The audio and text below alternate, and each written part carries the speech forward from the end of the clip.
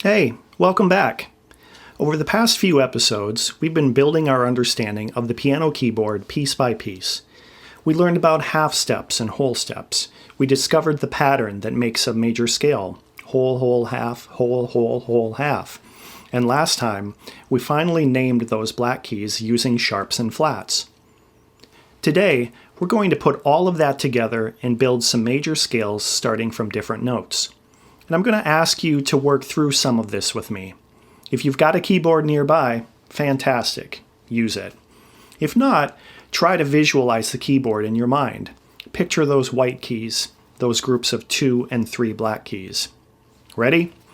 Let's do this together. We're going to build D major. So picture this. Picture D. It's the white key between the 2 black keys, right next to C. Got it? Now, we need to follow our recipe: whole, whole, half, whole, whole, whole, half. From D, we need to go up a whole step. Remember, a whole step is 2 half steps. So from D to the black key is 1 half step, and from that black key to the next white key is another half step. And what note do we land on? I'll give you a second to think about it. We land on E. D to E is a whole step. Okay, from E, we need another whole step. Now think about this. Is there a black key between E and F? No, there's not. E and F are neighbors, just a half step apart. So if we only went to F, that's not enough. We need a whole step from E. So we go E to F, that's 1 half step, and then F to the black key above F. That's another half step. What do we call that black key above F? Take a moment. It's F sharp. So we're on F sharp. Now from F sharp, we need a half step, just to the very next key. What's the next white key after F sharp? It's G. F sharp to G is a half step. From G, we need a whole step. There's a black key between G and A, so we skip right over it. G to A is a whole step, and we're on A. From A, another whole step. A to B. There's a black key in between, so A to B is a whole step. We're on B. From B, we need another whole step. Now, is there a black key between B and C? Nope. B and C are neighbors, just like E and F. So B to C is only a half step. We need to keep going to make it a whole step. B to C, then C to the black key above C.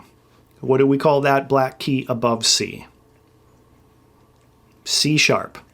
So we're on C sharp.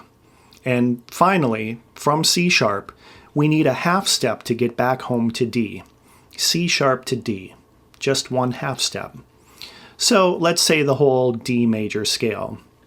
D, E, F sharp, G, A, B, C sharp, D. Notice we used each letter name once, D, E, F, G, A, B, C, but we had to sharp the F and the C to make the pattern work. 2 sharps in D major. All right, let's try another one. And this time I'll give you more space to work it out. We're building F major. Starting on F, that's the white key just to the left of the 3 black keys. Picture it. From F, we need a whole step. Where do we land? We land on G. G to F, whole step. From G, another whole step. Where do we go? G to A, whole step. Now from A, we need a half step, just to the next key. But here's the question. Do we call it A sharp or B flat? Remember, we want to use each letter name once, and we haven't used B yet in our scale.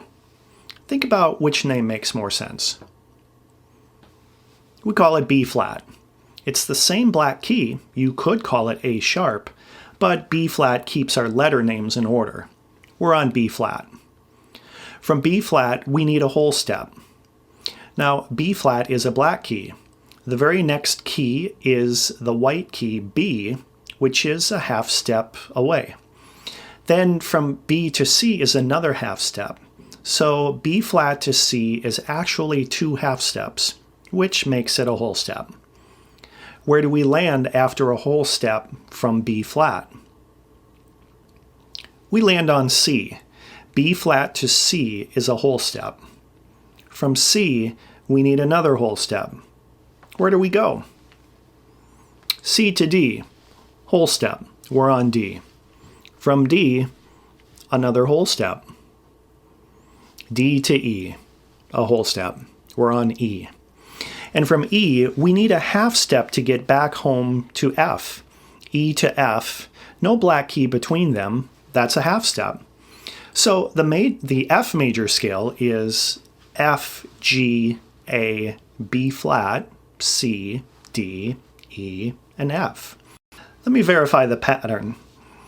F to G is a whole step, G to A is a whole step, A to B flat is a half step, B flat to C is a whole step, C to D is a whole step, D to E is a whole step, E to F is a half step.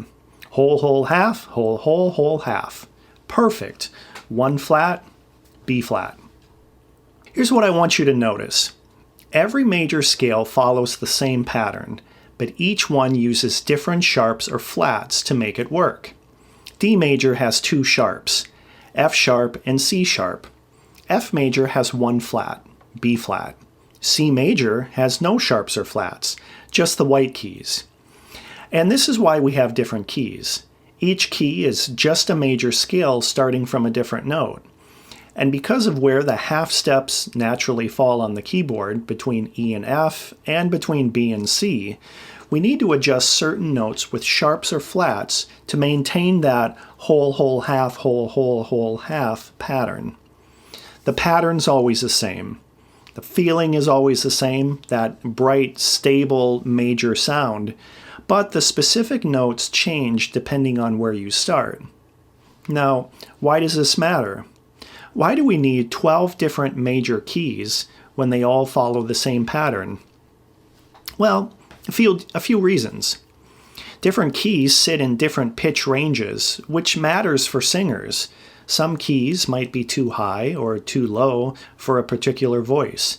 Different keys feel different under a musician's fingers.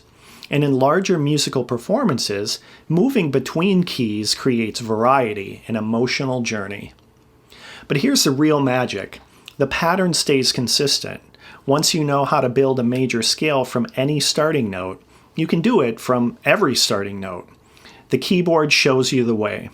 You just count your whole steps and half steps, name your sharps and flats to keep the letter names in order, and there you have it. So here's your challenge, and I'll give you some real time to work on this. Try building the A major scale. Start on A, and follow that pattern of whole, whole, half, whole, whole, whole, half, and figure out which notes need to be sharped. I'll give you about 15 seconds. If you got a keyboard, use it. If not, visualize it or even sketch it out. Ready? And again, this is for an A major scale.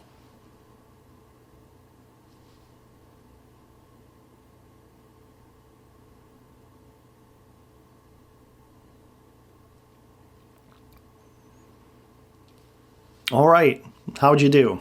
The A major scale is A, B, C sharp, D, E, F sharp, G sharp, A.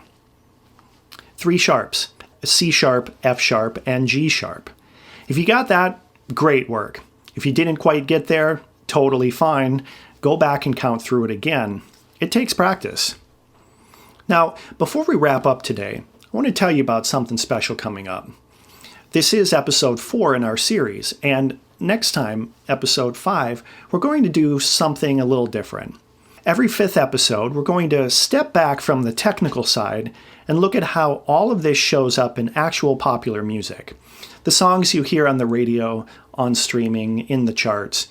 We're going to talk about how artists like Adele, Pharrell Williams, Major Lazer, And Billie Eilish used these exact same building blocks, half steps, whole steps, major scales, sharps and flats, to create the music you know and love. We'll look at specific songs and break down what's happening musically.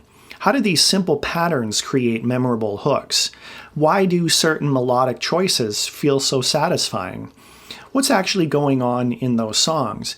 And how does it connect to everything we've been learning? It's going to be fun, I promise.